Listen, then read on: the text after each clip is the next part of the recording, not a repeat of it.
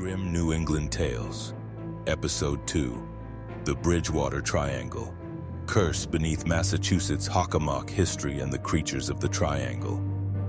Grim histories do not stay contained to a single event.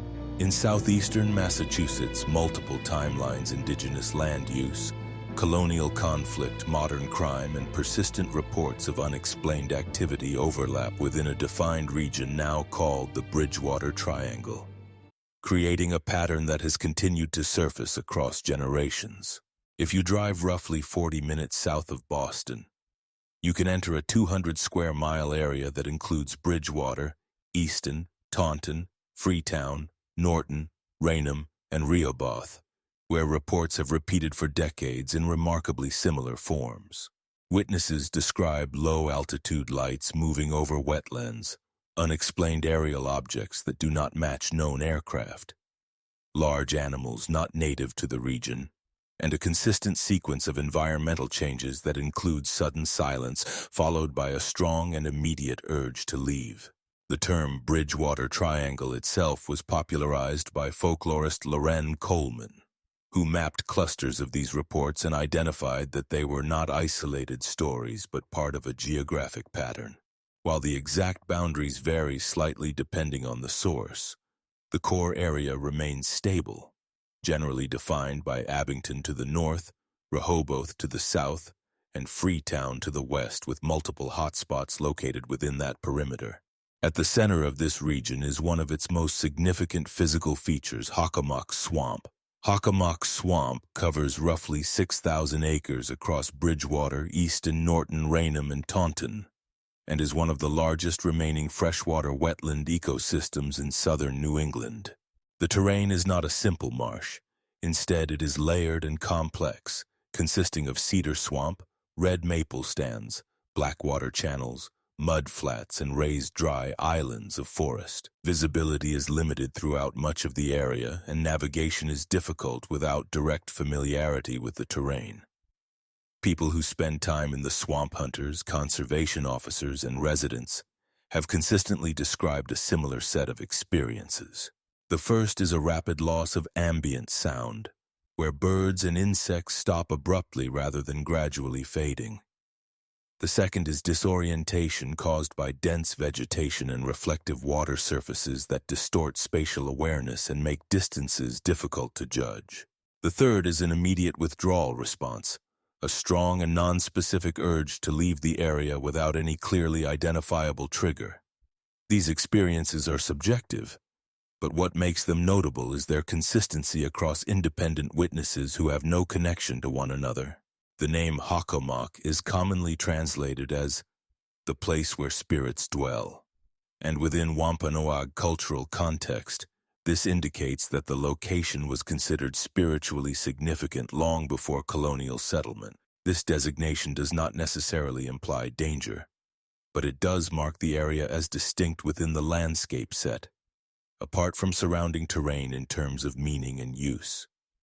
That distinction becomes more significant when later historical events are layered onto the same ground. In 1675 and 1676, the region became a central theater in King Philip's War, a conflict between English colonists and native nations that resulted in widespread destruction across southeastern Massachusetts. Settlements in Taunton, Rehoboth, and surrounding areas were attacked or burned, while colonial militia conducted retaliatory raids on native villages. Civilians on both sides were killed, displaced, or captured. The swamp and surrounding forest played a direct role in how the war unfolded. These areas served as cover and transit routes, and colonial forces were at a disadvantage in wetland terrain where movement was slow, visibility was poor, and ambush risk was high. One of the key endpoints of the conflict occurred at Anawan Rock in Rehoboth, where Wampanoag war leader Anawan surrendered in August of 1676 and was later executed. The site remains accessible today and has accumulated its own reports of unusual sounds and a general sense of unease. Although those accounts are anecdotal, the relevance of this history is not symbolic or speculative, it is geographic. The same terrain now associated with unexplained reports was, in documented fact, a conflict zone with high mortality. Moving north into Easton, another location adds to this pattern. Profile Rock, a glacial formation historically associated with Massasoit Usamakwen in local tradition, has generated repeated modern witness accounts. Visitors to the site have described sudden temperature changes that do not align with surrounding weather conditions, the perception of voices when no other individuals are present, and strong emotional responses that feel intrusive or out of place. These accounts are not verifiable in a scientific sense, but they are repeated across individuals with no connection to each other, which places them within the broader pattern observed throughout the triangle. In addition to ground-level experiences, reports of unexplained lights in the region extend back several centuries and follow a similar trajectory over time. Early accounts from the 18th and 19th centuries describe what were referred to as wandering lights or floating fire, often appearing low over wetlands or moving slowly through forested areas. By the early 20th century, newspaper reports documented unidentified aerial objects, including a widely cited 1908 sighting over southeastern Massachusetts. From the late 20th century to the present, these reports have become more detailed, including descriptions of hovering lights over Hockomock, triangular or circular aerial objects observed by residents, and accounts from law enforcement and pilots. These observations are anecdotal, but they remain consistent in form. Across these reports, several characteristics appear repeatedly. The lights often move silently, remain at low altitude or near tree-line level, and disappear suddenly without a clear transition. Witnesses report color variation, including white, orange, and blue. Natural explanations exist for some of these observations, including swamp gas ignition, atmospheric distortion, and reflected light. However, these explanations do not account for all reported behaviors, particularly rapid directional changes and controlled movement. At the same time, attention has shifted toward reports of physical entities within the region.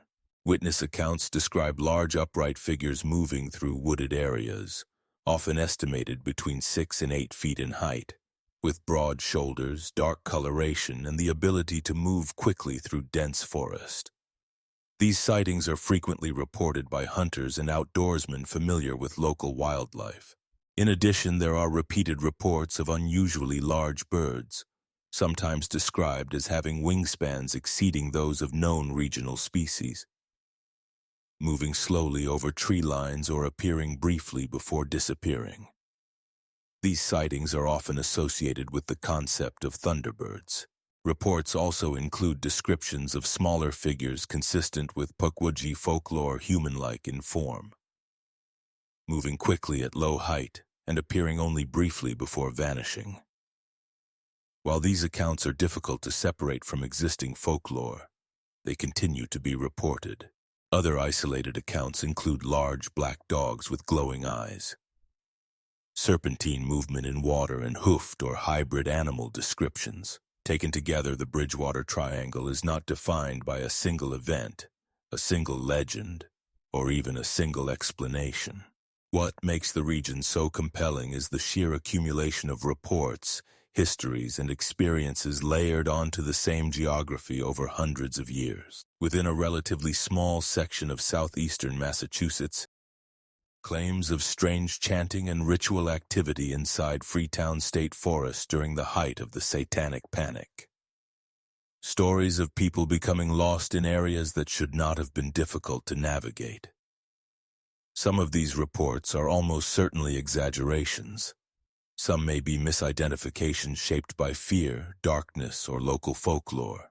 Some may simply reflect the psychological effect that isolated environments can have on people. But not all of the history connected to the triangle is folklore. The murder of Mary Lou Arruda was real. The violence of King Philip's War was real. The criminal investigations tied to Freetown State Forest were real. The environmental isolation of these swamps and forests is real. And that combination of documented history and persistent unexplained reports is what separates the Bridgewater Triangle from many other paranormal legends in the United States. Because unlike places built entirely on ghost stories, the Triangle contains enough real history to make even skeptical people pause. At the same time, the region also reflects something deeper about New England itself. Much of New England's oldest history exists in forests, wetlands, abandoned roads, colonial ruins, forgotten cemeteries, and places that modern development never fully erased. The landscape still carries traces of older conflicts and older fears. In southeastern Massachusetts especially, there are still large areas where the environment can feel untouched, isolated, and deeply unsettling after dark. And perhaps that is why the stories continue. The Bridgewater Triangle exists in a space between documented reality and regional folklore, between history and myth, between environmental psychology and the possibility that some experiences genuinely remain unexplained. No single theory fully accounts for everything reported there. And maybe that uncertainty is the real reason the Triangle continues to endure in the public imagination. Because people are often willing to dismiss one strange story. What it becomes harder to dismiss is when similar stories continue appearing generation after generation, connected to the same roads, the same forests, and the same stretches of swamp. If you enjoy grim New England history, dark folklore, paranormal investigations, and the strange stories hidden across the region, make sure to like this video, subscribe to Grim New England Tales, and hit notifications so you do not miss future episodes, and leave a comment below. What do you think is really happening inside the Bridgewater Triangle? Do you think the stories are rooted in folklore and psychology? Or do you believe something genuinely unexplained exists in those woods? And if you grew up anywhere near Bridgewater, Easton, Taunton, Raynham, Norton, Rehoboth, or Freetown, share your own experiences. Some of the most unsettling accounts connected to the Triangle have come from ordinary people who were not looking for paranormal experiences at all. Because in southeastern Massachusetts, the stories surrounding the Bridgewater Triangle have never completely disappeared. And after centuries of sightings, legends, violence, and unexplained encounters, they probably are not disappearing anytime soon. Sleep well.